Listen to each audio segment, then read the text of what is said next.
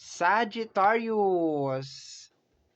Hello my dear Sagittarius. Welcome back sa ating YouTube channel. My name is RJ, your tarot card reader. At ang gagawin natin ngayon is yung medyo matagal-tagal na hindi natin ginagawa. Ito yung ating Love Collective reading. Kanina, nag-scroll ako sa mga comment and nabasa ko to. Love Collective reading naman dyan. So, naisip ko, bakit hindi? Medyo matagal-tagal na rin tayong hindi nagla-Love Collective reading. So, eto na nga, ginagawa na natin ngayon. So, bago tayo mag-proceed or bago tayo magpatuloy sa ating reading, of course, magkapasalamat lamang po ako sa ating mga abangers. Sa mga walang sawang naghihintay at nag-aabang ng kanilang mga readings, thank you very much. And ganoon din po sa ating mga bagong subscribers. Hello my dear, welcome po sa ating channel. I hope na mag-enjoy po sana kayo dito sa ating channel at sana yung mga readings na ginagawa natin or ginagawa ko ay nakakatulong po sa ating lahat. Okay, tingnan natin ha. And reminder, paalala lamang po na ang gagawin natin ngayon ay General Love Collective Readings. So hindi po ito 100% na mag-resonate para sa ating lahat. Okay? Kung hindi ka man mag-resonate ngayon, don't worry kasi meron pa tayong mga upcoming na collective reading or love collective reading. Okay? So, tingnan natin, my dear. Kuha tayo dito ng 3 cards.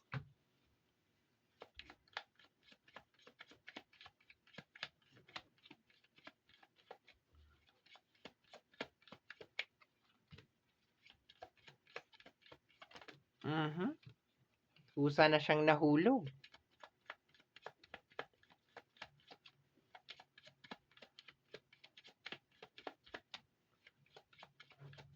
Okay. Tingnan natin. Yung first card natin is, sabi, I have things going on in my life. I have things going on in my life that require my full attention. Parang sinasabi ng card na to na napakaraming nangyayari sa buhay ko ngayon. Parang, alam mo yung, ang daming nangyayari sa buhay ko ngayon, wag kang makisabay. Parang gano'n. Na kailangan kong mag-focus, kailangan kong mag-focus dito, wag kang sumabay. Parang gano'n yung sinasabi, my dear, ng card na to. Okay? Tingnan natin. Next card natin is, I have lost control of my life. I keep on messing up. Lately, napakaraming, kung sino man tong energy na nasasagap natin ngayon, napakarami niyang mistakes na ginagawa. And sinusubukan niyang ayusin yon. My dear. Like, super focus siya ngayon sa sarili niya. Sa sarili lang niya. Doon siya nakapokus. Okay? I feel alone in the dark. I feel alone in the dark. Where is the light? Okay, so medyo lost to, no? Tong person mo dito, medyo lost siya, my dear. Siguro parang lately napapansin mo na parang may sarili siyang mundo. Okay? Na meron siyang mga ginagawa na parang hindi niya ikino-consult sa'yo.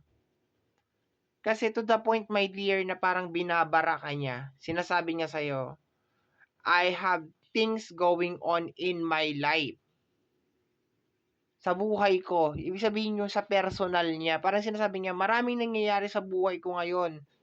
'Di ba? Masakit yun. Kasi kung kayo'y mag-asawa or mag-jowa, masakit yun. Sasabihin sa'yo na, maraming nangyayari sa buhay ko. Parang sasabihin sa'yo, panggulo ka sa buhay ko. Parang ganon. Daming nangyayari.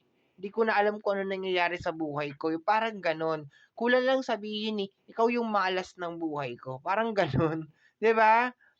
So, tapos sabihin pa dito, I lost control of my life. Yung atake nitong tatlong card na to, kulang na lang sisihin ka, my dear eh. Sa totoo lang, yung energy niya ngayon na nilalabas, kulang na lang parang sinisisi ka sa lahat ng nangyayari sa buhay niya. Kumbaga parang ikaw ang dahilan kung bakit I have lost control of my life, I keep on messing up, I feel alone in the dark.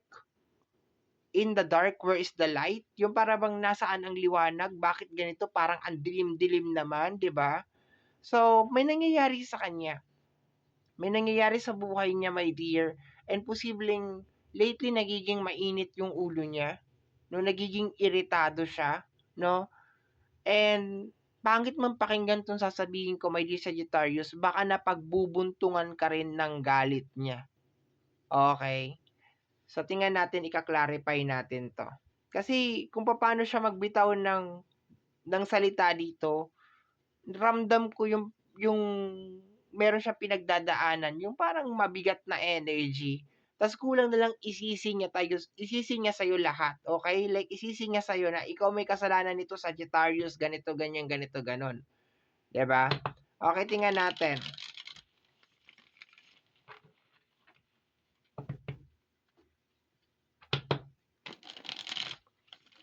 Okay. Kuha tayo ng 12 cards.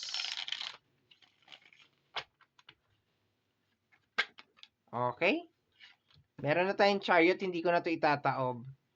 Okay, moving forward 'to na card, warrior na energy. Titingnan ko ha. Ayoko kasing sabihin na parang, pero this is a confirmation na matayog ang pangarap nitong tao na 'to. Ibig sabihin mataas ang pangarap niya. Ayoko lang mag-conclude, my dear, na parang may nangyayari sa kanyang emotion, pero based sa ano natin, oracle card, parang may something, 'di ba? Okay, 1, 2, 2 na pala yan, 2, 3, 4,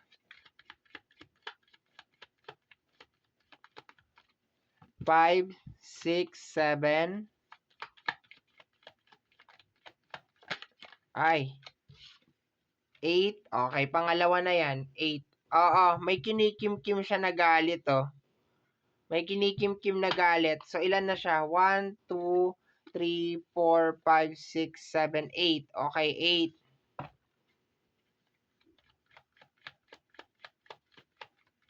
8, 9, 10, 11, 12. Okay.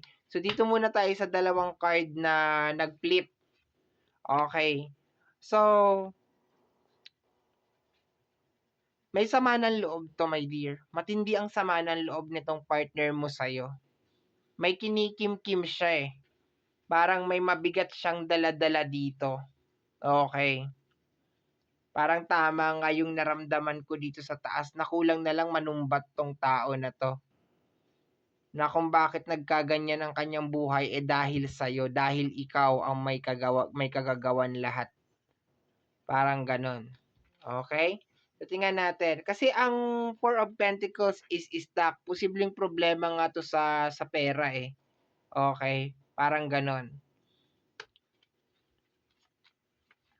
Let me see next card.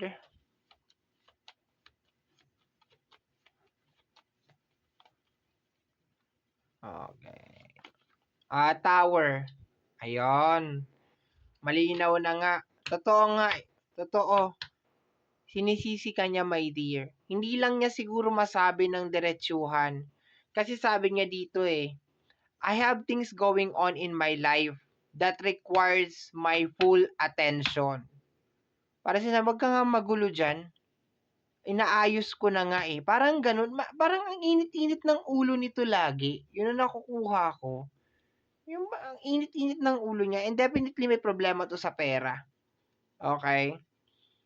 Parang ayaw niya rin, my dear, mag-take ng full responsibility na kaya nagkaganyan yung buhay niya or yung sitwasyon ng kanyang yung estado ng buhay niya ngayon nang dahil sa desisyon niya rin. Parang naghahanap siya ng masisisi, sa totoo lang. Yun ang dating ng energy dito, my dear. Naghahanap siya ng masisisi. Parang gusto niyang isisi lahat sa'yo. Yung kung ano yung nangyayari sa kanya, nangyayari sa buhay niya ngayon, parang gusto niya isisi sa'yo lahat. Nakasalanan mo lahat to. The Two of Pentacles, problema sa pera. Kadalasan umiinit ang ulo nito nang dahil sa pera. Okay, lalo na pag manghihingi ka ng pera sa kanya or mapag-uusapan niyo yung may kinalaman sa pera, nagiinit ang ulo nito, my dear. O kaya pag mapapansin mo, may mga problema sa bahay, yung mga ganyan, nagiinit ka agad yung ulo niya. Ganon. Oh, 'di ba? The Five of Cups. Parang nagsisisi 'tong tao na 'to. Pero based sa energy, my dear, may part siya kung bakit siya napunta sa lugar na 'yan.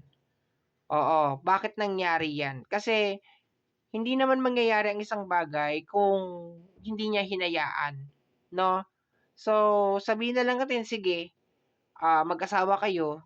So, 'di ba siyempre ano 'yan, sa pagdating sa pera, 'di ba alam mo na yung ibig sabihin, eh, 'di ba?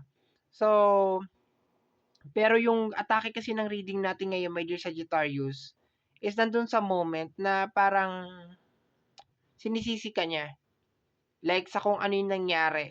Hindi lang hopefully umaasa ako na sana hindi naman 'to umabot sa punto ng berbalan na nagsusumbatan at nagbibilangan na kayo ng mga bagay-bagay.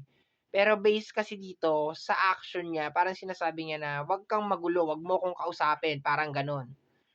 Kasi 'pag gano'n na yung atake, parang ang iisipin mo kasi kung ako nasa kalagayan mo, my dear Sagittarius, ang iisipin ko kasi 'pag ginaganon na ako ng jowa ko, parang nagtatanong lang naman ako, 'di ba yung parang gano'n o di kaya parang, kino-comfort lang naman kita, yung gano'n o kaya mag-asawa naman tayo kailangan ko malaman kung ano yung nangyayari, 'di ba pero parang tinatanggal ka niya dun sa picture. Okey, tinatanggal ka niya sa picture. So, sa side ko, parang mapapaisip ako na, ano, kasalanan ko ba kung bakit nangyari yang mga bagay na 'yan, 'di ba? Pero honestly, ang nangyayari kasi kasi sa kanya is hindi niya matanggap na kasalanan niya rin lahat, na may kasalanan din siya, na may part din siya kung bakit nagkaganito lahat, 'no?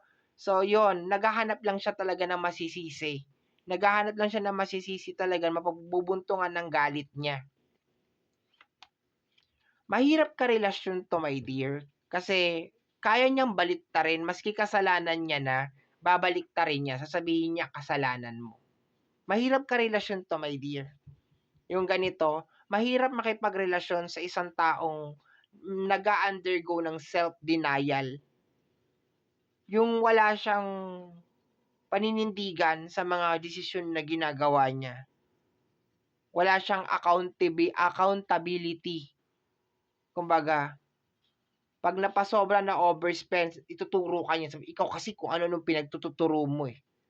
'Di ba? Hindi niya naisip, 'di ba, pera niya 'yun, 'di ba? So, dapat meron siyang say, 'di ba? Kung sasabihin naman niya sa'yo at ipapaliwanag niya sa'yo, 'di ba, ganito, ganyan, ganito, at saka pakiramdam ko meron din siyang mga pinaggagagawa sa pera niya.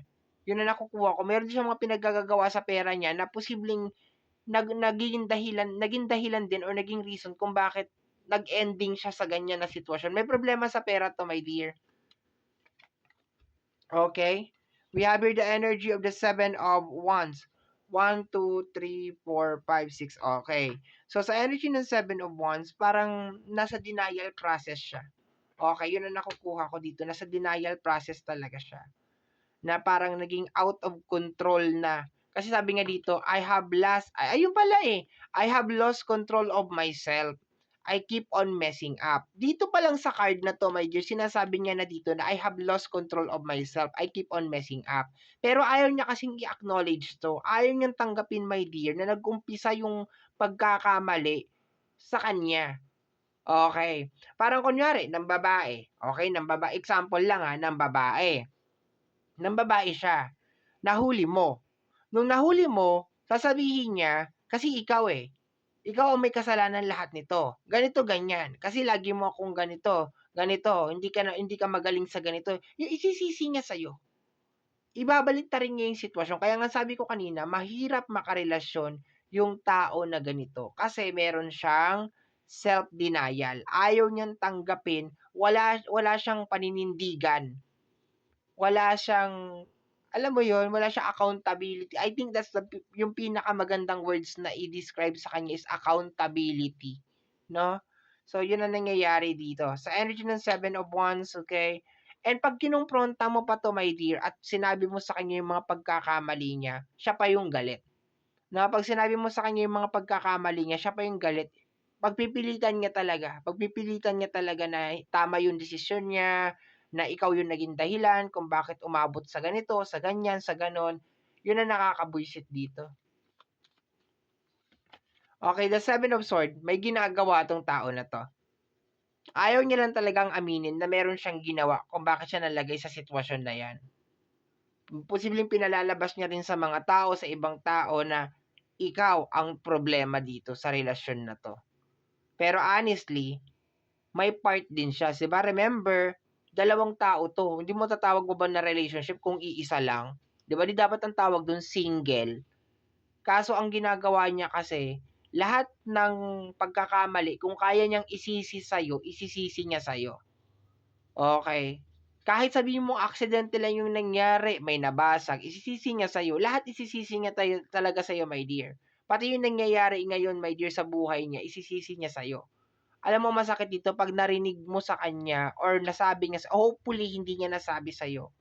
Hopefully hindi niya pa 'to nagagawa. Yung tipikal na simula nung nakilala kita nagkaganito na yung buhay ko, kasi posibleng hindi malabo na kaya niyang gawin 'to. Kasi based sa energy niya, siya yung klase ng tao mapagbilang, mapanumbat, 'pag ang buhay niya ay nawawala na sa ayos. Kahit na sabihin naman natin, my dear Sagittarius, na siya ang may dahilan kung bakit talaga siya nagkaganyan. May ginagawa 'to, parang pinagtatakpan niya ng pinagtatakpan. May ginawa siya ta's isisisi niya sa'yo. The Six of Sword, okay? For some of you, unresolved na issue. Kaya lagi kayong konting usap lang, nagkakainitan kayo kaagad. Kasi baka pinipili mo na lang, my dear, na, "Oh, sige na, tama na, wag na natin pag-usapan 'to." Yung gano'n, okey na, tapos na. Okay, but honestly, deep inside, walang closure. Honestly, deep inside, masakit yung mga pinagsasasabi kasi mabigat, matalas ang dila nitong tao na 'to. Mabigat magsalita 'tong tao na 'to, my dear. Okay? Okay, we have here the energy of the Two of Swords, denial. Paulit-ulit ko nakukuha, my dear, yung denial. Nagdi-deny siya, my dear. And the energy of the Knight of Pentacles, hindi niya na-balance, my dear, yung mga bagay-bagay. Siya ang may kasalanan. Siya ang may kasalanan, or sabihin natin, sige, parehas may kasalanan. Okay, parehas may kasalanan sa kung ano yung nangyari. Pero hindi niya pwedeng i-100% na ibigay sa'yo lahat kung ano yung kasalanan na yun, kung ano yung eksena na yun. Kasi mag-asawa kayo, magkarelasyon kayo, eh. So, hindi puwede na sabihin niya sa mga tao na, "Ay, kasalanan ni Sagittarius kung bakit na gano'n." Hindi puwede, hindi ka puwedeng maghugas kamay. Mas mainam na manahimik ka na lang, 'di ba? Hindi yung pagsasabi mo sa mga tao na ganito, na ganyan, na gano'n, 'di ba? The Six of Wands, matayog ang pangarap nitong tao na 'to about success, okay? And the Ace of Wands, talagang ipagpipilitan niya talaga yung gusto niya. Makulit 'tong tao na 'to, pagpipilitan niya talaga yung gusto niya, tapos 'pag pumalpak, nagkaroon ng pagkakamali or something, isisisi niya sa'yo. And pag-uugatan na yun ng away, ng tampuhan, and sometimes sa pagiging, ano bang magandang i-ano dito, mataas ang pangarap sa buhay, gano'n. Ayoko sabihin ambisyoso, eh. Mataas ang pangarap sa buhay, my dear, okey? Sobrang taas ng pangarap sa buhay na wala na sa lugar. Yung tipikal na bibilhin niya maski alam niya na, 'di ba, hindi naman talaga niya kaya.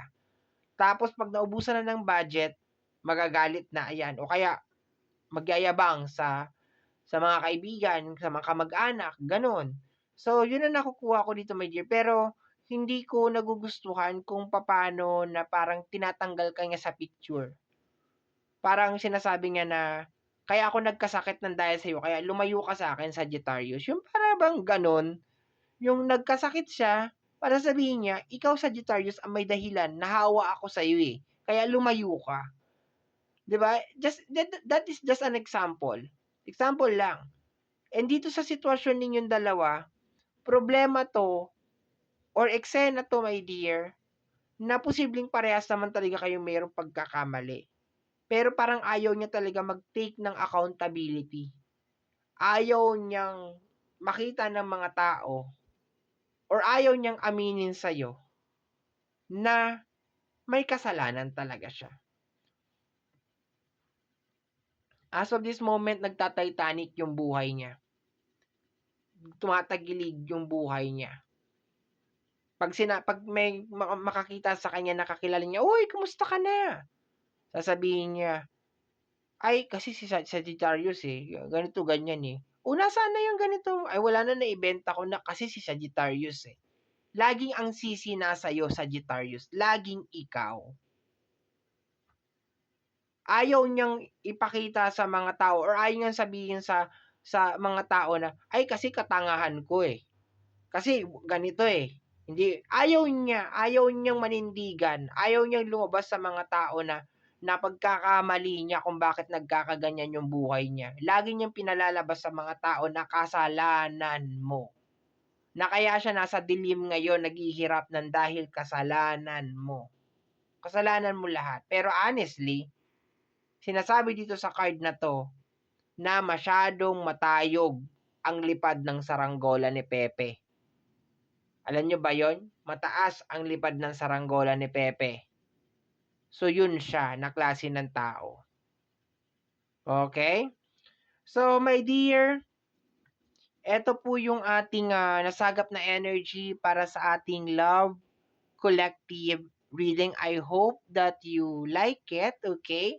So kagaya po ng lagi ko nga name-mention or nasasabi, my dear, na ang tanging hiling at dasal ko lamang po sa ating buong may kapal na ang mga readings na ginagawa ko ay nakakatulong po sana sa ating lahat. Maraming maraming maraming salamat po. Thank you, my dear Sagittarius, and take care of yourself. Ingat po palagi. Bye-bye. Salamat, salamat.